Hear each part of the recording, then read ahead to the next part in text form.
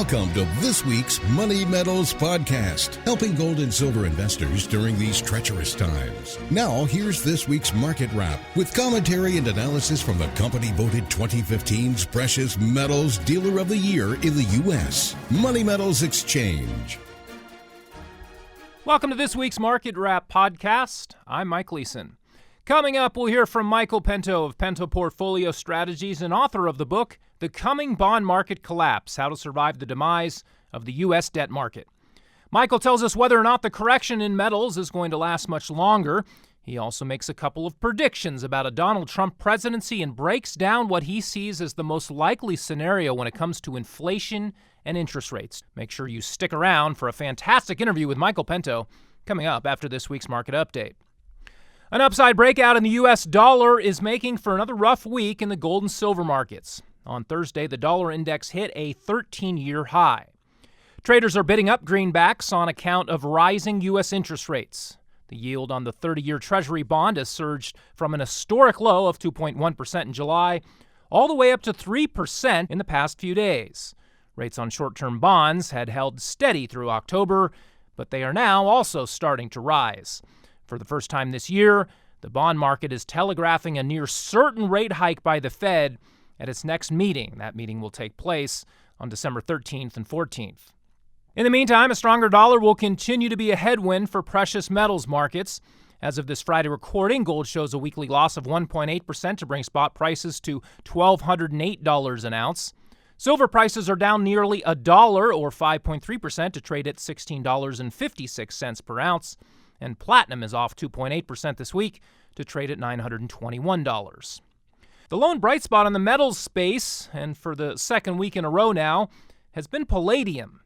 It often bucks the general trend in precious metals markets and is doing so in a big way this week. Palladium prices actually surged to a new high for the year on Thursday. As of Friday, palladium registers a 5.9% advance for the week on the heels of a 7.6% gain last week, and now trades at $719 an ounce. We talked about the value of palladium as a portfolio diversifier before. Most metals investors remain underexposed to palladium, which is used in auto catalysts and is now in short supply. The palladium market will finish the year with a supply deficit of around 650,000 ounces. It will experience a similar shortfall in 2017 if forecasts for rising automotive demand prove out. The silver market is also coming in at a deficit this year, with 52 million more ounces consumed than produced. The deficit would have been even larger if not for the drop-off in demand during the second half of 2016. Silver mining output is also on the decline, reversing a multi-year expansionary trend, so even a small uptick in demand next year could widen the supply deficit and put significant upward pressure on prices. Of course, any deficits in metals markets will be dwarfed by the one in Washington. The 2017 fiscal year started 46 days ago, and in the short time since, another $295 billion has been added to the national debt. By the time Donald Trump is sworn in as president, the total national debt will exceed $20 trillion. Given his promises to not touch entitlements, to rebuild the military, and to spend big on infrastructure, there is no reason to expect the budget deficits to close. The only thing Trump might be able to do is make the debt more manageable by growing the economy. The problem with that is, if he does achieve higher rates of GDP growth, then higher inflation and higher interest rates could be the side effects. Coming off of record low long-term rates in 2016, the government's debt servicing costs could soar next year and beyond if interest rates continue rising. Right now, the threat of rising rates has traders punishing gold and silver markets. But in the months ahead, the perceived threat could shift to that of inflation and the Fed being behind the curve. Precious metals tend to thrive in that sort of environment. When inflation outpaces rate increases, then rates are trending in a negative direction in real terms. Negative real interest rates are bullish for hard assets, regardless of whether nominal rates are heading up or down. That's the big picture for precious metals. Even though it doesn't look pretty right now, given the sell-off of the past 2 months, gold and silver markets will find a bottom if they haven't already put one in. Well, now for more on the post-election market reaction, what's ahead for the all-important bond market, and a key outlook on precious metals in the months and years ahead, let's get right to this week's exclusive interview. It is my privilege now to welcome in Michael Pento, president and founder of Pento Portfolio Strategies and author of the book, The Coming Bond Market Collapse, How to Survive the Demise of the U.S. Debt Market. Michael is a money manager who ascribes to the Austrian School of Economics and has been a regular guest on CNBC, Bloomberg, Fox Business News, and also the Money Metals podcast. Michael, it's always great to have you on. Thanks for joining us today, and welcome back. The best of all that list is the Money Metals Exchange. How's that, Mike? Well, thank you very much again for being generous with your time. Well, before we go any further, I would be remiss if we didn't get your thoughts on what we saw with the presidential election. Trump defied the odds and managed to upset the establishment. Similar setup to what we saw with Brexit, with most pollsters completely missing the boat. They were calling for the mainstream political establishment to come away with the win, only to find out that the other side was pretty worked up and came out to vote in droves. Was it all that surprising that Trump rode a similar wave of dissatisfaction for the status quo to victory? Well, what did you make of how it all played out in the end, Michael?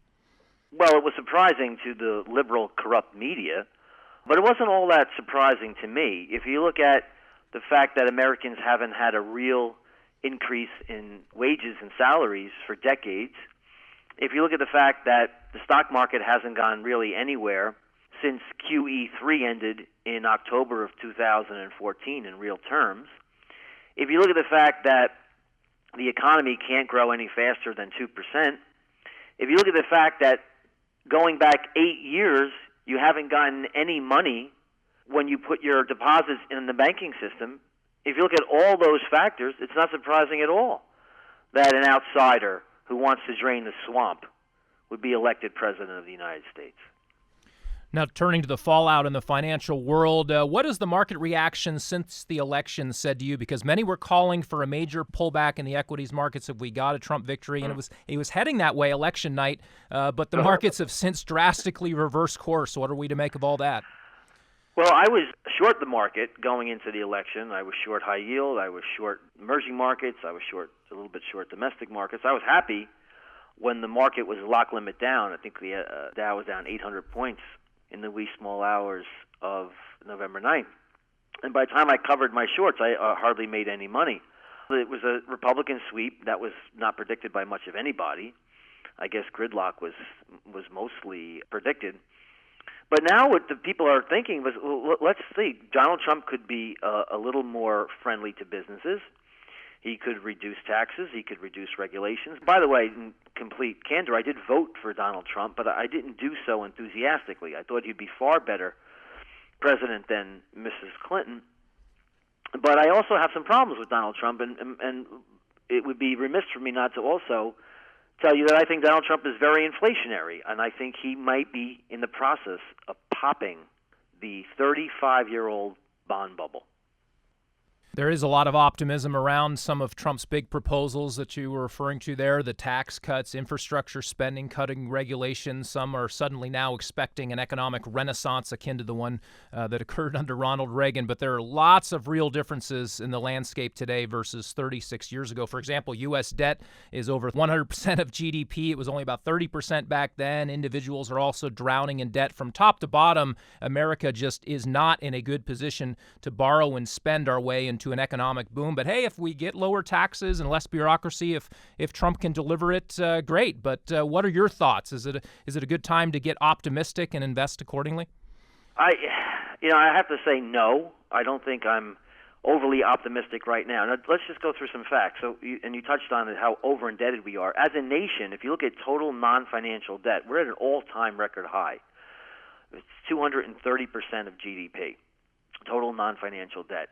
The country just cannot afford to go through a massive collapse in bond prices. And I'm talking about not rates going to 18%. Even if they go back sort of close to normal. The normal yield on the 10-year note is 7%, going back to 1949. So if you look at that average, supposed to go back to 4 or 5% on the 10-year note. What's that going to do to the housing market? What's that going to do to every individual who was sequestered in bond and bond proxies for the past 8 years. You're going to collapse the entire stock market. You're going to collapse the real estate market. And by definition, you're collapsing the bond market. And Mr. Trump is going to add to that collapse because he has huge deficit spending plans, and that's a huge increase in the supply of treasuries. He's also, this is what I hear from the members of the FOMC, that a Trump presidency suddenly means that they're going to be more aggressive with their rate hike campaign. It's going to be an accelerated campaign. Now, what happens if you have huge deficits? The deficits, by the way, are already up 34% year over year. Now you have $1 trillion spending plan over the next 10 years. The Fed is more aggressively hiking rates, which means they're beginning to sell. They have to, in order to hike rates, you have to sell assets. So they're going to start to drain their $4.5 trillion balance sheet and raising short-term interest rates. Much more supply. Who's going to buy it? The Chinese aren't buying them anymore. It's a very, very bad situation that I think short-term exists for the bond market. If I'm right, by the way, the 10-year note yield went from 1.83% the night before the election to 2.3% in the wake, just a few days after the election. Now, if that kind of trend even remotely continues, Mr. Trump, unfortunately, is going to be welcomed in, as so many other of his predecessors, with a recession, and maybe a very steep one. You know, there hasn't been $1 of taxes that have been cut. There hasn't been $1 spent on deficits. One shovel has yet to be bought for a shovel-ready project.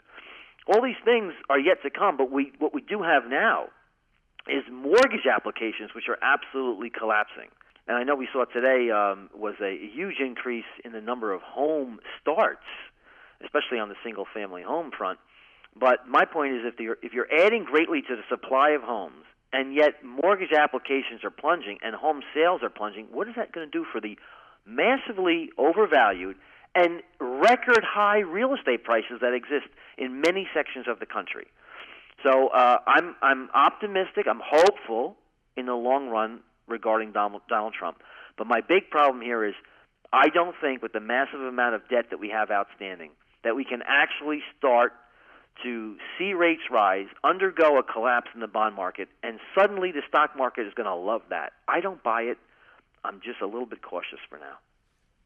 Trump has been all over the map with his stance on Janet Yellen and the Fed. First, he said he was a low-interest rate guy, saying he and Yellen shared some common ground on that. Then a few months back, he became critical of her and accused the Fed of being too political. And now that he's been elected, he seems to have softened a bit, and it doesn't appear he's terribly interested in rocking the boat there. So my question is, do we really have any clue as to what kind of monetary policy we'll see under a Trump presidency? There are many who believe we'll just have massive money printing to fund major infrastructure spending and so forth. What do you think, Michael? Well, you're so correct, Mike.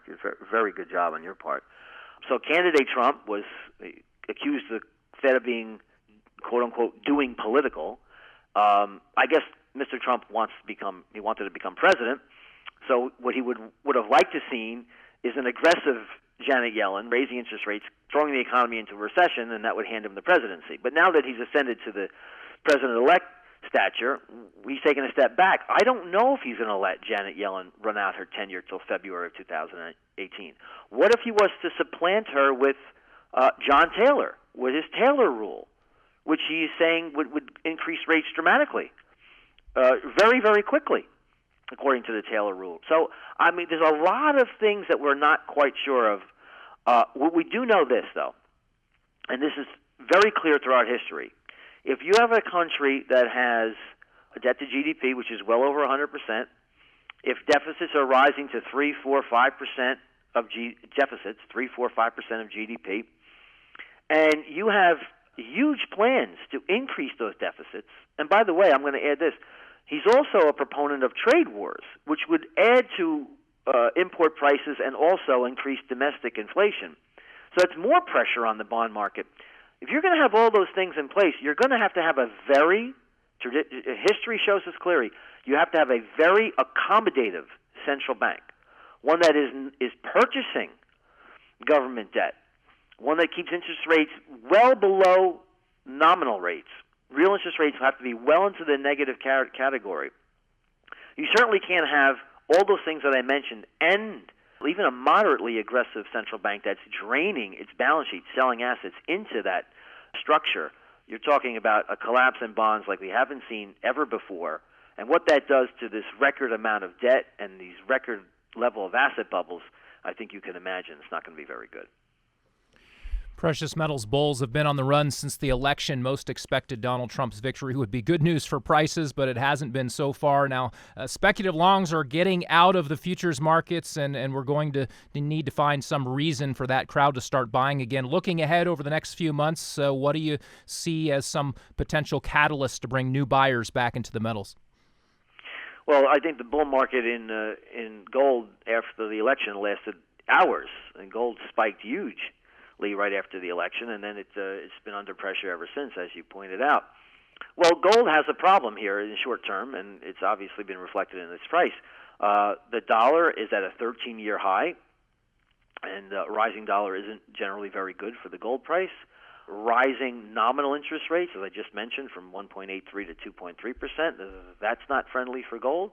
And since you haven't had any inflation yet kick into any increase you have inflation, but you haven't had any rapid increase in the rate of inflation, real rates are also rising. So that's very bad for the gold market in the short term. And that's already, I believe, much of that is already priced in. But what's to come down the line, I believe, if we do get any trade wars, if we do get massive infrastructure, I think Donald Trump is going to be recanting on his promise to replace Janet Yellen. And if he does replace Janet Yellen, he might put someone of the ilk of Arthur Burns into the Federal Reserve. Because as Donald Trump has avowed, he's the king of debt, and he likes a weak dollar. He said this on record. He's getting the exact opposite. And if this over-indebted nation wants to avoid a recession, by the way, let me go on record. I'm very clear. I believe we need to normalize interest rates. I'm all for the collapse of this phony ersatz, debt-disabled, and asset bubble-ridden economy. But does Donald Trump have the guts, the temerity, to allow a recession/depression to occur to get to the other side of that viable economy? I don't think so, but that remains to be seen. Touching on these trade wars here, you wrote about it in your Pentonomics piece this week, which was excellent, by the way. You talked about how Trump is going to try to impose these tariffs on imported goods, forcing some of these manufacturers to start making products in America. You alluded to this a moment ago, but kind of talk about that dynamic, because products cannot be made as cheaply here as they can in China, and that, in turn, could really spike a lot of inflation. Is that fair to say? Yeah, as I covered before. So, I mean, you look at Smoot-Hawley, the trade tariffs in 1930.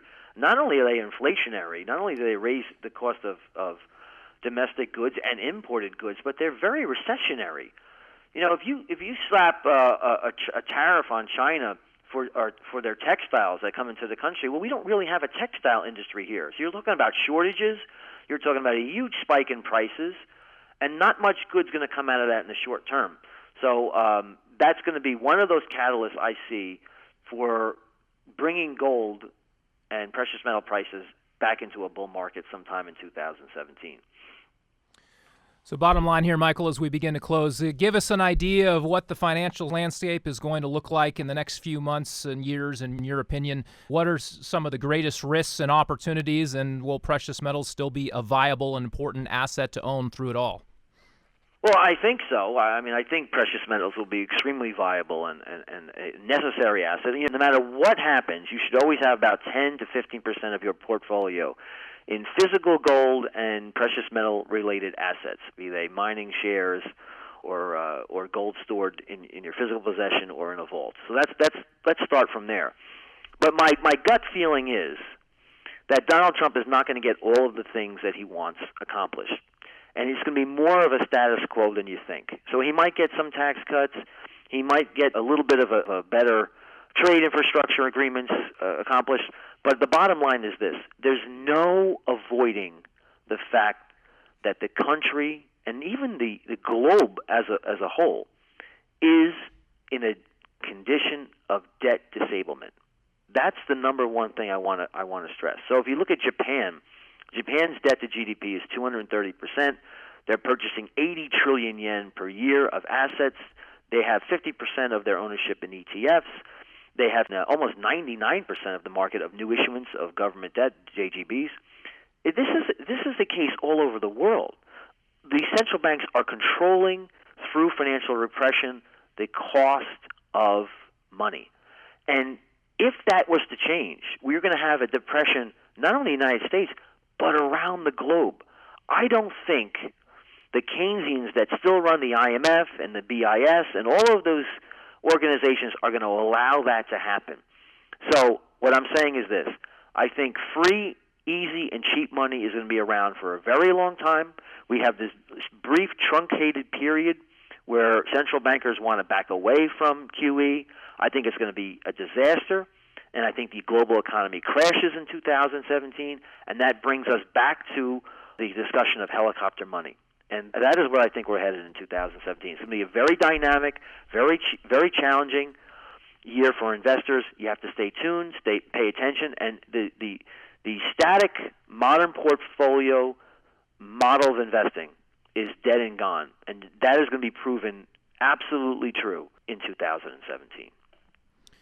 Well, excellent stuff, Michael. We always appreciate your insights, and thanks for being so generous with your time. We really enjoy your commentaries. And on that note, if people want to both read and hear more of those from you and want to follow your work or learn more about your firm and how they could potentially become a client, tell them how they can do all that. Well, you can call the office directly at 732-772-9500. My website is pentoport.com, and my email directly is mpento@pentoport.com. I have a great website. There's a podcast there you can subscribe to, and we're doing very well here. And I think it's going to be essential to have someone with a dynamic strategy to help you survive in a coming environment. Well, again, great stuff, Michael. Enjoy your Thanksgiving next week, and we'll look forward to catching up with you again as we begin to learn more about what the economic environment is going to look like under this new administration. Thanks again for the time. Thanks for having me, Mike. Well, that will wrap it up for this week. Thanks again to Michael Pento of Pento Portfolio Strategies. For more information, visit pentoport.com. That's pentoport.com. You can sign up for his email list, listen to his midweek podcasts, and get his fantastic market commentaries on a regular basis. Again, just go to pentoport.com. Until then, this has been Mike Leeson with Money Metals Exchange. Thanks for listening, and have a great weekend, everybody. Thank you for joining us for this week's Money Metals podcast. Be sure to come back next week. And don't forget to subscribe to our podcast through iTunes for answers to all of your questions, or to discreetly and securely buy or sell gold or silver coins, bars, and rounds. Call 1-800-800-1865 or visit www.moneymetals.com. Our knowledgeable and no-pressure specialists are standing by between 7 a.m. and 5:30 p.m. Mountain Time, Monday through Friday. Or you can lock in your order online 24 hours a day, 7 days a week. Again, visit us at www.moneymetals.com or call 1-800-800-1865.